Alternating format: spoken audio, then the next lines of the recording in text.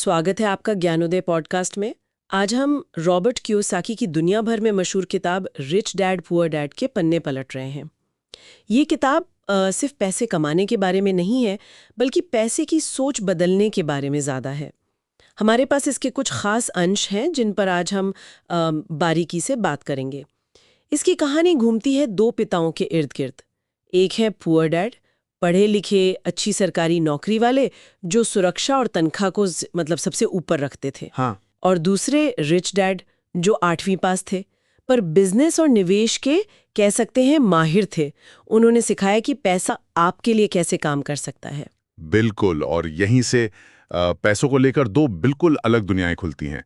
Poor dad का फलसफा था भाई खूब पढ़ो, अच्छी नौकरी पाओ और रिटायरमेंट तक सुरक्षित रहो। हाँ, जो हम सब सुनते आए हैं बचपन से। बिल्कुल, लेकिन रिच डैड का मंत्र एकदम अलग था। पैसे की समझ ही असली शिक्षा है। सीखो कि पैसा कैसे काम करता है और उसे अपने लिए काम पर लगाओ। तो आज ज्ञानोदय पॉडकास्ट पर हमारी कोशिश यही है कि इन विचारों की गहराई में उतरें और देखें कि ये आज के समय में खासकर हमारे लिए वित्तीय आजादी की राह कैसे दिखा सकते हैं। चलिए शुरू करते हैं ये दिलचस्प चर्चा। किताब का पहला और शायद सबसे चौंकाने वाला सबक, अमीर पैसे के लिए काम नहीं करते, पैसा उनके लिए काम करता है। ये सुनने में थोड़ा उल्टा लगता है ना, क्योंकि हम तो यही सीखते आए हैं कि अच्छी सैलरी वाली नौकरी ही सब कुछ है। हाँ, ये पारंपरिक सोच को सीधी चुनौती है। हमें लगता है कि भाई ऊंची तनख्वाह मतलब सुरक्षा, लेकिन रिच डैड इसे रैट रेस यानी चूहा दौड़ कहते हैं। Rat race? हाँ, मतलब जहां आप ज्यादा कमाने के लिए ज्यादा मेहनत करते हैं, फिर खर्चे भी बढ़ जाते हैं और फिर और ज्यादा कमाने के लिए मजबूर हो जाते हैं। उसी चक्कर में फंसे रहते हैं बस। अच्छा। अमीर लोग इस दौड़ से बाहर निकलकर एसेट्स बनाते हैं, मतलब परिसंपत्तियां जो उनके लिए पैसा कमाती हैं, चाहे वे सक्रिय रूप से काम कर रहे हों या नहीं। तो मतलब सिर्फ सैलरी बढ़ने से बात नहीं बनती। जैसे किताब में एक उदाहरण भी है। मान लीजिए किसी की 50,000 सैलरी है, वो सोचता है प्रमोशन मिलेगा, सैलरी 70,000 होगी तो सब ठीक हो जाएगा। पुअर डैड की सोच तो यही है ना? सही। पुअर डैड यही सोचेंगे कि तनख्वाह बढ़ना ही तरक्की है, जबकि रिच डैड कहेंगे कि अगर 50,000 में से मान लो 5,000 बच भी रहे हैं तो उसे ऐसी जगह लगाओ जो और पैसा बना कर दे। चाहे वो स्टॉक मार्केट हो, छोटा सा रियल एस्टेट निवेश हो या म्यूचुअल फंड। निचोड़ ये है कि अगर आप सिर्फ तनख्वाह के लिए जिएंगे तो हमेशा कंपनी या बॉस पर निर्भर रहेंगे। असली आजादी तब है जब आपका पैसा आपके सोते हुए भी आपके लिए कमा रहा हो। ये सोच वाकई अलग है और इसी से जुड़ा है अगला अहम मुद्दा, वित्तीय शिक्षा का। कियोसाकी कहते हैं कि स्कूलों में हमें इतिहास, भूगोल, साइंस सब पढ़ाते हैं, पर पैसे का मैनेजमेंट वो नहीं सिखाते। और यही शायद सबसे बड़ी कमी है। रिच डैड पुअर डैड का सबसे बड़ा योगदान शायद यही है कि इसने एसेट और लायबिलिटी का फर्क आम आदमी को समझाया। एसेट और लायबिलिटी? हाँ, ये सिर्फ अकाउंटिंग के शब्द नहीं है, ये आपकी आर्थिक जिंदगी की दिशा तय करते हैं। सीधी भाषा में कहें तो एसेट वो चीज है जो आपकी जेब में पैसा डाले, ओके। और लायबिलिटी वो है जो आपकी जेब से पैसा निकाले। इसे थोड़ा और खोलेंगे, कोई उदाहरण देकर समझा सकते हैं? जरूर। मान लीजिए आपने घर खरीदा। ठीक है। अगर आप उसमें खुद रहते हैं और हर महीने उसकी किस्त भर रहे हैं, मेंटेनेंस दे रहे हैं, टैक्स भर रहे हैं, तो वो घर क्या कर रहा है? वो आपकी जेब से पैसा निकाल रहा है। हाँ, निकाल तो रहा है। तो इस लिहाज से वो एक लायबिलिटी है। लेकिन अगर आपने वही घर किराए पर दे दिया और उससे जो किराया आ रहा है वो आपकी किस्त और बाकी खर्चों से ज्यादा है, तो पैसा जेब में आ रहा है। बिल्कुल। तो वही घर अब आपकी जेब में पैसा डाल रहा है, तब वो एक एसेट बन गया। वाह, मतलब चीज वही है पर इसका इस्तेमाल तय करता है कि वो एसेट है या लायबिलिटी। तो फिर महंगी कार जिसकी ईएमआई भर रहे हैं या पर्सनल लोन का ब्याज, ये सब लायबिलिटीज हुई। एकदम सही। और किराए की प्रॉपर्टी, शेयर से मिलने वाला डिविडेंड, किसी किताब से आने वाली रॉयल्टी, ये सब एसेट्स हुए। बिल्कुल सही पहचाना आपने। अमीर लोग अपना पैसा और समय एसेट्स खरीदने में लगाते हैं, जबकि गरीब और मिडिल क्लास के लोग अक्सर लायबिलिटीज खरीद लेते हैं और कई बार उन्हें एसेट समझ बैठते हैं। जैसे बहुत बड़ा महंगा घर सिर्फ रहने के लिए खरीद लिया, या लेटेस्ट मॉडल की कार जिसकी कीमत तो शोरूम से निकलते ही कम होने लगती है। ज्ञानोदय पॉडकास्ट में हम लगातार इसी वित्तीय साक्षरता पर जोर देते हैं। अपनी बैलेंस शीट को समझना जरूरी है, सिर्फ इनकम स्टेटमेंट को नहीं। तो एसेट और लायबिलिटी का ये फर्क समझने के बाद कियोसाकी हमने एक और अहम चीज पर सोचने को मजबूर करते हैं, वो कहते हैं अपना व्यवसाय संभालो, माइंड योर ओन बिजनेस। इसका मतलब क्या है? क्या सबको नौकरी छोड़कर बिजनेस ही करना चाहिए? नहीं नहीं, ऐसा बिल्कुल नहीं। रिच डैड ये नहीं कहते कि नौकरी छोड़ दो। वो कहते हैं ठीक है, नौकरी करो, तनख्वाह कमाओ, स्किल सीखो, लेकिन अपनी असली नजर अपने बिजनेस पर रखो। अपने बिजनेस पर मतलब? यहां बिजनेस का मतलब है आपका एसेट कॉलम, वो हिस्सा जहां आपकी परिसंपत्तियां हैं। नौकरी आपके खर्च चला सकती है, आपको अनुभव दे सकती है, लेकिन आपकी दौलत जो बनेगी वो आपके एसेट से बनेगी। तो इसका मतलब ये हुआ कि अपनी नौकरी के साथ साथ साइड में कुछ ऐसा बनाना या उसमें निवेश करना जो एसेट की श्रेणी में आता हो, यही है? हाँ बिल्कुल, आपकी नौकरी आपका पेशा है, पर आपका बिजनेस आपके एसेट्स हैं। जैसे एक सॉफ्टवेयर इंजीनियर नौकरी करते हुए स्टॉक मार्केट में निवेश कर सकता है, ये उसका बिजनेस हुआ। अच्छा। एक टीचर स्कूल में पढ़ाने के साथ मान लीजिए ऑनलाइन कोर्स बनाकर बेच सकता है, ये उसका बिजनेस है। एक डॉक्टर क्लिनिक चलाने के साथ रियल एस्टेट में पैसा लगा सकता है। मुख्य बात यह है कि आपकी आमदनी का स्रोत सिर्फ आपकी 5 से 5 की नौकरी ना हो, कुछ और भी हो। ये सुनने में तो बहुत अच्छा लगता है, पर क्या ये सबके लिए संभव है, खासकर तब जब खर्चे ही इतनी मुश्किल से पूरे होते हों? देखिए, ये मानसिकता का सवाल ज्यादा है। शुरुआत छोटी हो सकती है, बहुत छोटी। जरूरी नहीं कि आप लाखों का निवेश करें। म्यूचुअल फंड में SIP होती है, सिस्टमैटिक इन्वेस्टमेंट प्लान, मतलब हर महीने एक छोटी तय रकम निवेश करना। ये तो 500 रुपए से भी शुरू हो सकती है। हाँ, ये तो है। मुद्दा है एसेट बनाने की आदत डालना, चाहे वो कितना भी छोटा क्यों ना हो। धीरे धीरे वो बढ़ेगा। बात समझ आई। अब आते हैं एक और दिलचस्प पहलू पर, टैक्स। किताब कहती है कि अमीर लोग टैक्स के नियमों को समझते हैं और उसका कानूनी फायदा उठाते हैं, जबकि बाकी लोग सिर्फ टैक्स भरते हैं। ये कैसे होता है? इसका एक मुख्य जरिया है कंपनी या कॉरपोरेशन का ढांचा इस्तेमाल करना। देखिए, एक आम नौकरी पेशा व्यक्ति का क्या होता है? वो पहले कमाता है, सैलरी मिलती है, फिर उस पर टैक्स देता है और जो बचता है उसे खर्च करता है। मतलब अर्न, टैक्स, स्पेंड। हाँ, यही होता है। सामान्य प्रक्रिया तो यही है। लेकिन एक कंपनी या बिजनेस का मालिक कानूनी तौर पर अलग तरीके से काम कर सकता है। कंपनी पहले कमाती है, फिर अपने बिजनेस से जुड़े जो जायज खर्चे होते हैं वो करती है। जैसे ऑफिस का किराया, कर्मचारियों का वेतन। हाँ, ऑफिस किराया, वेतन, यात्रा का खर्च, बिजनेस के लिए जरूरी सामान वगैरह। ये सब खर्च करने के बाद जो मुनाफा बचता है उस पर कंपनी टैक्स देती है। यानी earn, spend, business expenses minus tax. अच्छा, मतलब अगर कोई अपना छोटा सा बिजनेस रजिस्टर कर ले, मान लीजिए LLP या प्राइवेट लिमिटेड कंपनी के तौर पर, तो वो अपने बिजनेस से जुड़े खर्चों को मुनाफे से घटाकर बचे हुए अमाउंट पर टैक्स दे सकता है, कानूनी तौर पर। हाँ बिल्कुल, नियमों के दायरे में रहकर। इसे टैक्स प्लानिंग कहते हैं। ये टैक्स चोरी नहीं है, ये तो वित्तीय समझदारी का हिस्सा है। अमीर लोग अक्सर फाइनेंशियल सलाहकारों की मदद से इन नियमों को समझते हैं और कानूनी रूप से अपना टैक्स बचाते हैं। उन्हें पता होता है कि सरकार बिजनेस को बढ़ावा देने के लिए कई तरह की छूट भी देती है। ये जानकारी तो बहुत काम की है।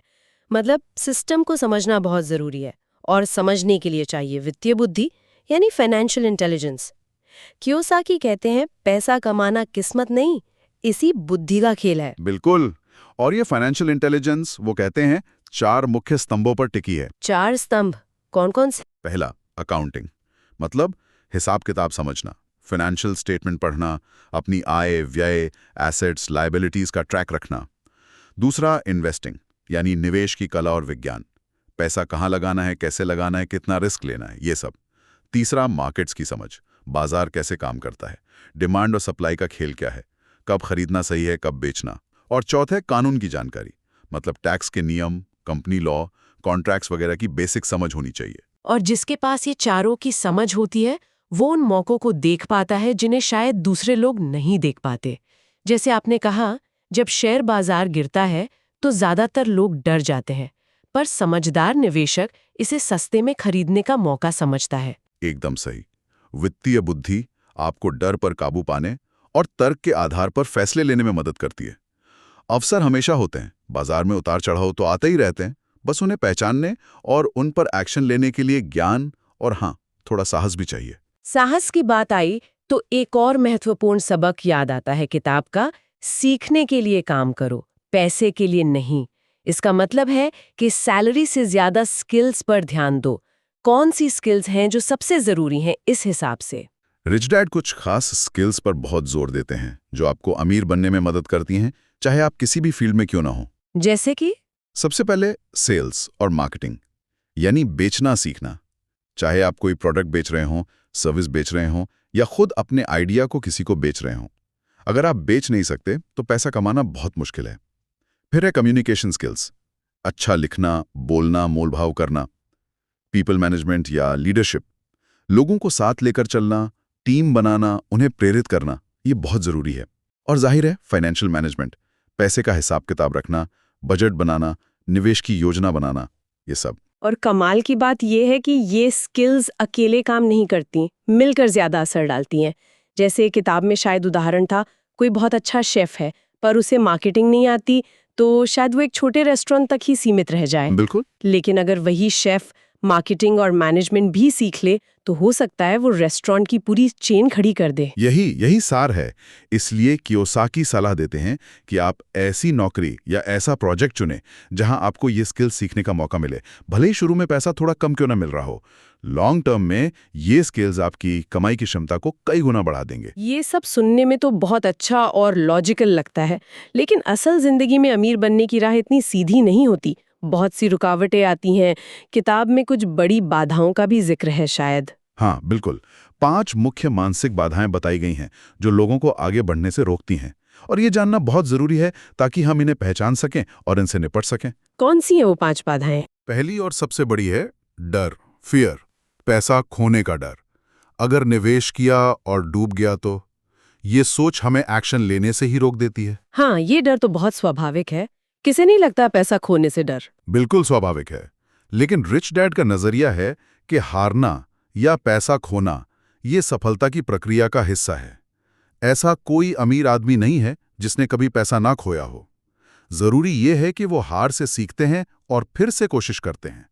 डरपोक वो नहीं जिसे डर नहीं लगता, डरपोक वो है जो डर के मारे कुछ करता ही नहीं। तो डर को मैनेज करना सीखना होगा। हाँ, छोटी शुरुआत करें, जानकारी जुटाएं, किसी सलाहकार से बात करें, डर कम होगा। दूसरी बाधा है संदेह, सिनिसिज्म, यानी हर चीज पर शक करना, नुक्ताचीनी करना। ये मेरे लिए काम नहीं करेगा, ये सब कहने की बातें हैं, इसमें बहुत रिस्क है। ये नकारात्मक सोच आपको मौके देखने ही नहीं देती। इसका इलाज है विश्लेषण करना, सवाल पूछना, रिसर्च करना, पर अंत में अगर चीज सही लगे तो एक्शन लेना। सिर्फ शक करते रहने से कुछ नहीं होगा। और तीसरी बाधा आलस। अक्सर ये व्यस्तता के मुखौटे में छिपा होता है। लोग कहते हैं मेरे पास टाइम ही नहीं है, या ये बहुत झंझट का काम है। रिच डैड कहते हैं कि थोड़ा लालच रखो। लालच? हाँ, मतलब सोचो कि वित्तीय आजादी मिलने पर आप क्या क्या कर पाओगे। शायद ज्यादा घूमना, परिवार के साथ समय बिताना, अपने शौक पूरे करना। ये सोच आपको आलस छोड़ने की प्रेरणा देगी। प्राथमिकताएं तय करनी होंगी। चौथी है बुरी आदतें, बैड हैबिट्स। इसमें सबसे आम है पैसा हाथ में आते ही खर्च कर देना। बिल्स चुकाना जरूरी है, इसमें कोई शक नहीं, पर रिच डैड का नियम है पे योरसेल्फ फर्स्ट, यानी पहले खुद को भुगतान करो। खुद को भुगतान मतलब जैसे ही आपकी कमाई आए, हाँ। उसका एक हिस्सा, कम से कम 10% कहते हैं वो, अच्छा। सबसे पहले निवेश या बचत के लिए निकाल लो। उसे हाथ ही मत लगाओ। फिर जो बचा है उससे अपने बाकी के खर्च चलाओ। ये एक आदत है जो बनानी पड़ती है। अच्छा, पे योरसेल्फ फर्स्ट। हाँ। और 5वीं बाधा क्या है? 5वीं है अहंकार, एरोगेंस, मतलब मुझे सब पता है वाली सोच। जब आप ये मानने लगते हैं कि आप सब जानते हैं तो आप सीखना बंद कर देते हैं। और वित्तीय दुनिया तो लगातार बदल रही है, नई चीजें आ रही हैं, तो विनम्रता और सीखने की इच्छा हमेशा बनाए रखना बहुत जरूरी है। तो डर, संदेह, आलस, बुरी आदतें और अहंकार, इन 5 पर काबू पाना जरूरी है। ठीक है, अब सवाल उठता है कि कोई अगर आज से शुरुआत करना चाहे इन सब बातों को जानकर, तो कैसे करे? क्या कोई एक्शन प्लान जैसा कुछ सुझाया है किताब में? बिल्कुल। रिच डैड शुरुआत करने के लिए कुछ बहुत ही ठोस प्रैक्टिकल कदम सुझाते हैं। पहला और सबसे जरूरी, एक मजबूत क्यों ढूंढें। आप अमीर क्यों बनना चाहते हैं? सिर्फ पैसा चाहिए ये काफी नहीं है। क्या आप समय की आज़ादी चाहते हैं? क्या आप अपने पैशन को फॉलो करना चाहते हैं? क्या आप अपने परिवार को एक बेहतर जिंदगी देना चाहते हैं? आपका क्यों जितना मजबूत होगा, मुश्किलों से लड़ने की आपकी ताकत उतनी ही ज्यादा होगी। ये बात तो सही है, एक मकसद होना चाहिए। दूसरा, रोज चुनाव करें। हर दिन आपके पास ये चुनाव करने का मौका होता है कि आप अपना पैसा और समय कैसे खर्च करते हैं। क्या आप कोई एसेट खरीद रहे हैं या कोई लायबिलिटी? क्या आप शाम को टीवी देख रहे हैं या कोई फाइनेंशियल किताब पढ़ रहे हैं? ये छोटे छोटे चुनाव ही आपका भविष्य तय करते हैं। तीसरा, सही संगत चुनें।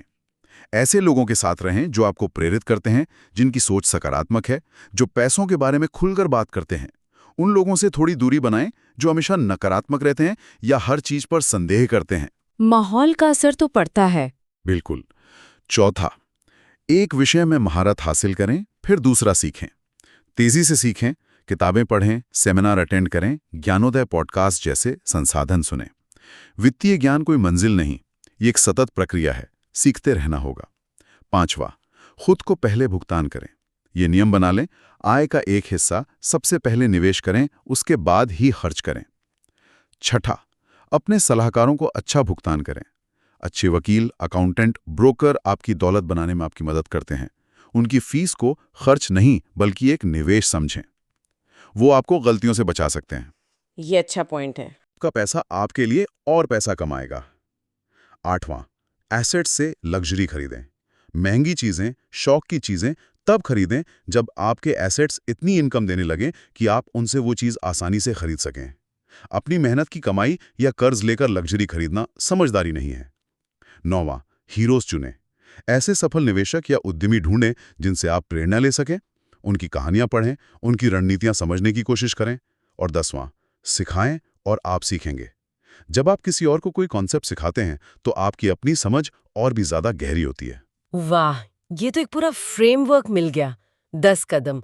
और इसे अगर भारत में लागू करने की बात करें तो यहाँ क्या तरीके हो सकते हैं? हमारे देश में क्या अवसर हैं इन सिद्धांतों को अपनाने के? देखिए, ये सिद्धांत यूनिवर्सल हैं और भारत में पूरी तरह लागू होते हैं। बल्कि यहाँ तो मौके और भी ज्यादा हो सकते हैं। एसेट बनाने के कई रास्ते हैं। म्यूचुअल फंड्स में एसआईपी, जैसा मैंने पहले कहा, ये छोटी और नियमित बचत से शुरुआत करने का बेहतरीन तरीका है, खासकर युवाओं के लिए। स्टॉक मार्केट, अच्छी कंपनियों में रिसर्च करके लंबे समय के लिए निवेश करना। भारत की इकोनॉमी बढ़ रही है तो यहाँ अच्छे अवसर हैं। रियल एस्टेट, सही लोकेशन पर किराए के लिए प्रॉपर्टी खरीदना। जरूरी नहीं कि मेट्रो शहर में ही हो, छोटे शहरों में भी अच्छे मौके मिल सकते हैं। हाँ, ये भी है। लिखना, ऑनलाइन कोर्सेज बनाना, एक बार बना दिया तो ये लगातार पैसिव इनकम दे सकते हैं। सरकारी स्कीम्स जैसे पीपीएफ, एनएससी, सुकन्या समृद्धि योजना वगैरह, ये भी सुरक्षित निवेश के अच्छे विकल्प हैं, खासकर अगर आप रिस्क कम लेना चाहते हैं शुरुआत में। तो विकल्प तो बहुत है। बिल्कुल। और साथ ही लाइबिलिटीज कम करना उतना ही जरूरी है, जैसे क्रेडिट कार्ड का सोच समझकर इस्तेमाल करना, गैर जरूरी लोन से बचना। और हाँ, टैक्स प्लानिंग के लिए किसी अच्छे चार्टर्ड अकाउंटेंट सीए से सलाह लेना भारत में भी बहुत फायदेमंद हो सकता है, खासकर अगर आप बिजनेस शुरू कर रहे हैं या आपकी आय के कई स्रोत हैं।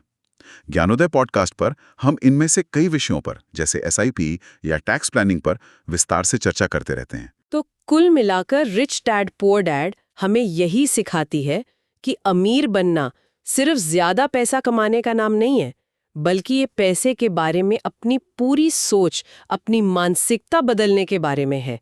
ये एसेट्स और लाइबिलिटीज का फर्क समझने, अपनी फाइनेंशियल इंटेलिजेंस बढ़ाने और डर पर काबू पाकर एक्शन लेने के बारे में है। सही। पुअर डैड की सोच हमें नौकरी और सुरक्षा के जाल में उलझा सकती है, जबकि रिच डैड की सोच हमें एसेट बनाने और असली वित्तीय स्वतंत्रता की ओर ले जाती है। सही कहा। और ये किताब एक उम्मीद जगाती है। ये बताती है कि वित्तीय शिक्षा और सही मानसिकता के साथ कोई भी, चाहे उसकी मौजूदा आर्थिक स्थिति कुछ भी हो, अपनी दिशा बदल सकता है। ये सिर्फ किस्मत वालों का या बड़े शहर में रहने वालों का खेल नहीं है। जरूरी है सीखना और पहला कदम उठाना। आज की इस चर्चा के बाद एक सवाल मन में आता है जिस पर हमारे श्रोता भी जरूर सोच सकते हैं। हमारी जो पारंपरिक शिक्षा प्रणाली है वो हमें डिग्रियां तो दे देती हैं, नौकरी के लिए तैयार भी कर देती है शायद, पर क्या वो हमें पैसे को संभालने और उसे बढ़ाने की कला सिखाती है? क्या वो हमें एसेट और लाइबिलिटी का फर्क बताती है? या फिर ये जिम्मेदारी हमें खुद ही उठानी होगी, रिच डैड की तरह सोचकर और लगातार सीखते रहकर? ज्ञानोदय पॉडकास्ट सुनने के लिए आपका बहुत बहुत धन्यवाद।